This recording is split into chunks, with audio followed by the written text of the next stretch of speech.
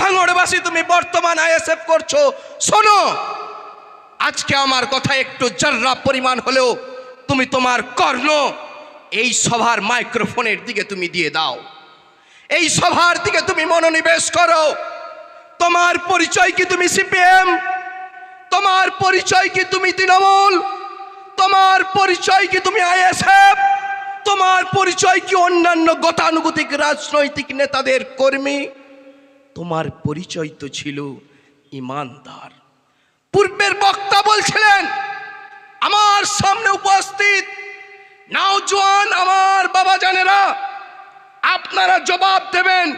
পূর্বের বক্তা ইমানের উপরে কথা বলছিলেন, ঠিক কিনা? ঠিক কিনা? আমার মনে হয় মাইক্রোফোনের আওয়াজ আপনাদের দিকে যাচ্ছে না, ঠিক কিনা বলছিলেন তো? তাই ইমানের উপরে যখন সওয়াল ওঠে, তুমি বুকে হাত দিয়ে বলতে পারো তুমি মুসলমান না অন্য কিছু? বলতে পারবে? এত সোজা নয়। তাই আরো একবার জানিয়ে রাখি, সমস্ত রকম রাজনৈতিক প্ল্যাটফর্মের ঊর্ধ্বে উঠে গিয়ে যখন ওয়াকফ নিয়ে কথা হচ্ছে, আপনার ইমানি দায়িত্ব ছিল কোন রকম প্ল্যাটফর্মকে না দেখে উপস্থিত হয়ে আপনার ইমানি দায়িত্বকে সেখানে বুঝিয়ে দেওয়া, ঠিক কিনা? ঠিক কিনা? তাহলে আপনি ঘরের ঘরে কেন বসে রয়েছেন? প্রশাসনের ভয়ে? এই বলুন, প্রশাসনের ভয়ে? প্রশাসনের ভয়ে? সিএম এর ভয়ে? আরএসএস এর ভয়ে? বিজেপির ভয়ে? কার ভয়ে তুমি ঘরে বসে রয়েছো? দায়িত্বহীন কণ্ঠে জানান দিতে চাই, দায়িত্বহীন কণ্ঠে জবাব দিতে চাই, তুমি কোন পার্টির ভক্ত আমার জানার দরকার নেই, তুমি কোন রাজনীতির দলদাসের ভক্ত আমার জানার দরকার নেই।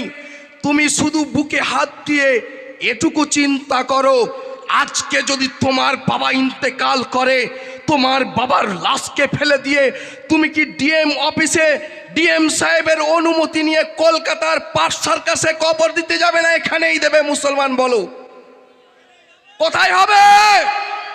কোথায় হবে? তাহলে এখানেই যদি হয়ে থাকে, পুলিশের ভয়ে কেন তুমি আসছো না? কলকাতার জ্যামে যখন ছিলাম, আমি আমার মা সেলফোন দিয়ে কথা বলেছি, আমার বন্ধুবর্গদেরকে বলছে দফায় দফায় পুলিশ সেখানে আটকাচ্ছে। হে প্রশাসনের বন্ধু, আপনাদেরকে জানিয়ে রাখি, এ কোনো পার্টির সম্মেলন হচ্ছে না। হে প্রশাসনের বন্ধু, এটা কোনো রাজনৈতিক দলদাসের সভা হচ্ছে না। প্রশাসনের বন্ধু, এটা কোনো গতানুগতিক কোনো ব্যক্তি স্বার্থ, ব্যক্তি ইমেজকে প্রতিষ্ঠা করার জন্য আমরা মাঠে আসি নাই। আমরা মাঠে এসেছি আমাদের জীবন মরণ, চান মাল ইমানের দায়িত্বকে বুঝিয়ে নেওয়ার জন্য, ঠিক কিনা? ঠিক কিনা? ঠিক কিনা?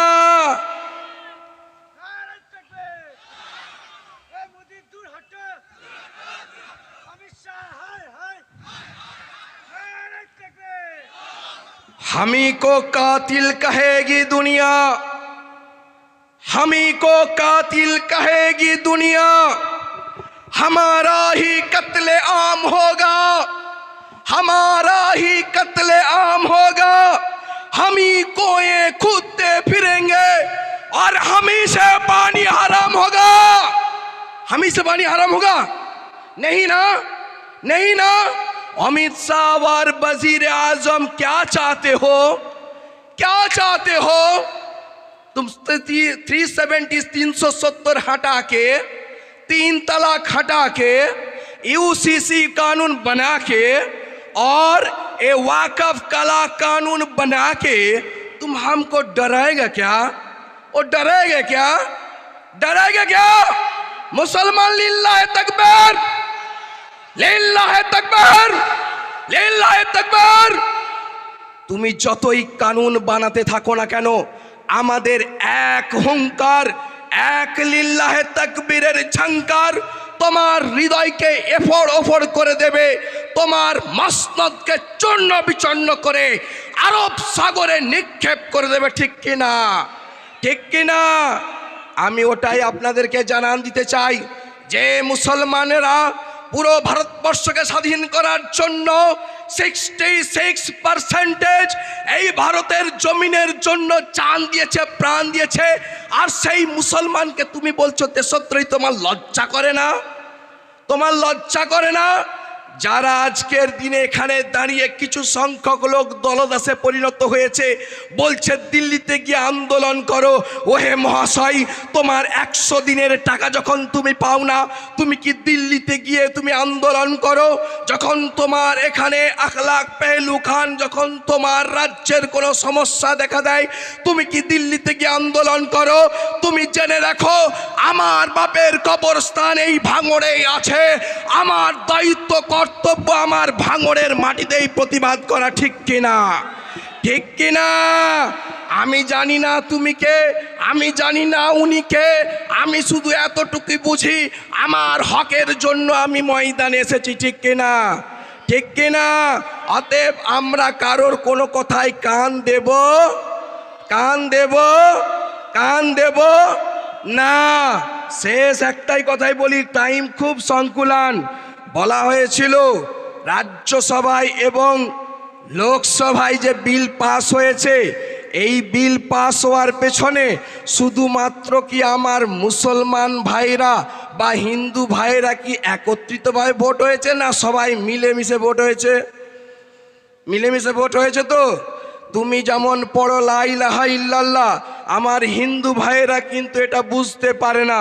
আবার আমার হিন্দু ভাইয়েরা যখন পড়ে এক ব্রহ্মা দ্বিতীয়া নাস্তি ন তস্তে প্রতিমাস্তি, তুমি কিন্তু মসজিদে শুয়ে শুয়ে, মসজিদে বসে বসে তুমি এ শব্দের মতলব তুমি মানে করতে পারো না। আমার হিন্দু ভাইয়েরা যখন মন্দিরের ঘন্টা বাজায়, যখন তারা এই বাক্য উচ্চারণ করতে থাকে, লা ইলাহা পাপা ফিল্লাইলাং পরংপদা জন্ম বৈকুণ্ঠ নব উনিপিত জপ নম মোহাম্মদ, তুমি কিন্তু এই ভাষা বুঝতে পারো না। আবার আমার মুসলমান ভাইয়েরা যখন সে সূরা ইখলাস তেলাওয়াত করে, যখন সে শাহাদাত দেয় তার রবের জন্য, রবের প্রতি, তখন কিন্তু সে মন্দিরে বসে বসে কিন্তু এর মানে বুঝতে পারে না। এই দুই জায়গার ক্ষেত্রে কিছু মাত্র ক্রিয়েটিভিটি দেখায় তথা কথিত রাজনৈতিক নেতারা, যারা কিনা আপনাকে আমাকে দলদাসে বানাতে চায়। এই রাজনৈতিক তথা কথিত নেতাদের থেকে আমাদের দূরে থাকতে হবে। ঠিক কিনা? ঠিক কিনা? আমরা দূরে থাকবো তো? দূরে থাকবো তো? আমরা প্রথমেই যেটা বলে দিতে চাই, অল ইন্ডিয়া মাইনরিটি অ্যাসোসিয়েশনের সর্বভারতীয় সাধারণ সম্পাদক পীরজাদা সৈয়দ রুহুল আমিন মাদ্দাজিলুল আলিয়া, যার রিপ্রেজেন্ট হিসাবে আমি আপনাদের এই জমিনে এসে দুটো ছোট কথা বলে যাচ্ছি, দুটো ক্ষণিকের সময় বলে যাচ্ছি। কানটাকে একটু খুলে রাখুন।